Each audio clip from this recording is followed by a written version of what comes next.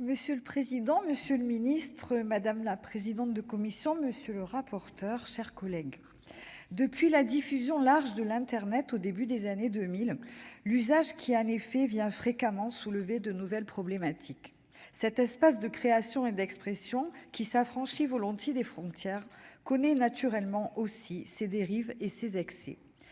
Et toute forme de régulation y est rendue difficile, tout particulièrement si celle-ci est isolée sur le plan international. En effet, une réponse nécessairement concertée et coordonnée à l'échelle des États européens, comme le rappelle souvent Madame la Présidente Morin-Desailly au sein de notre commission, apparaît bien incontournable. Le législateur français a pu en faire aisément le constat lorsqu'il a souhaité s'emparer de problématiques relatives à l'encadrement de l'expression au sein de ce nouvel espace. La majorité présidentielle a ainsi, à plusieurs reprises depuis le début de la législature, déjà entrepris d'apporter des réponses, qu'il s'agisse de lutte contre la manipulation de l'information ou encore la diffusion de contenus haineux.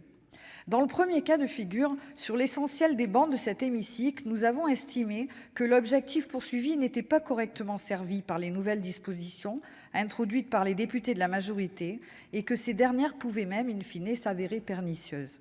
Dans le second cas de figure, c'est le Conseil constitutionnel lui-même qui a censuré le principal apport du texte, pointant que l'obligation faite aux réseaux sociaux de supprimer dans les 24 heures, sous peine de lourdes amendes, les contenus haineux qui leur sont signalés, risquait de porter une atteinte à l'exercice de la liberté d'expression et de communication qui n'est pas nécessaire, adaptée et proportionnée. C'est cette fois l'initiative de monsieur le président de la commission de la culture de l'Assemblée nationale, soutenu dans sa démarche par le groupe LREM, que nous sommes amenés à réfléchir à l'encadrement de l'exploitation commerciale de l'image d'enfants de moins de 16 ans sur les plateformes en ligne.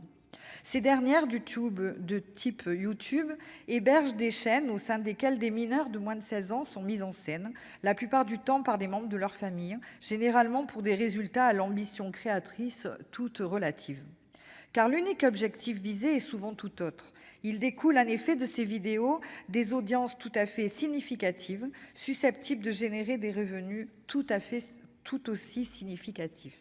L'intention qui est celle du législateur à travers ce texte est d'une part de faire bénéficier aux mineurs filmés des garanties prévues pour les enfants du spectacle en matière de temps de travail et de rémunération, et d'autre part de prévenir les incidences psychologiques de long terme susceptibles de survenir chez ces enfants.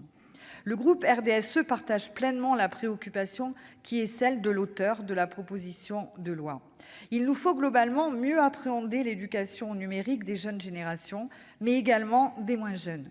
La prévention peut et doit, par le biais notamment dans les années à venir d'enseignants pour lesquels ce type d'outil sera sans doute plus familier, permettre une utilisation plus raisonnée et modérée de l'Internet chez beaucoup d'entre nous, notamment les plus jeunes.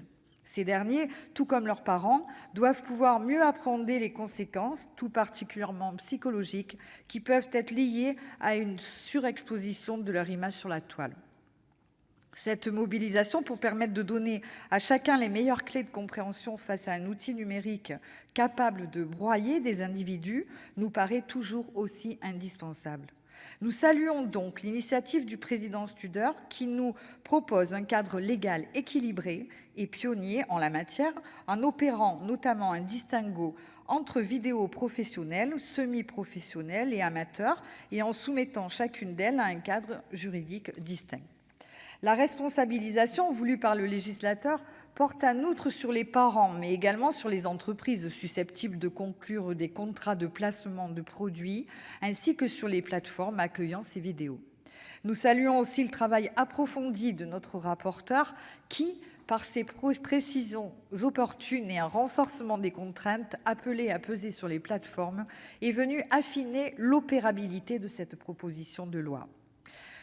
Compte tenu des réserves évoquées au début de mon intervention sur l'impérieuse nécessité de trouver une réponse qui soit internationalement concertée, au moins à l'échelon européen, qui soit la plus à même d'imposer aux géants de l'Internet des garde-fous, nous sommes tentés d'émettre des réserves sur la véritable portée de ce texte.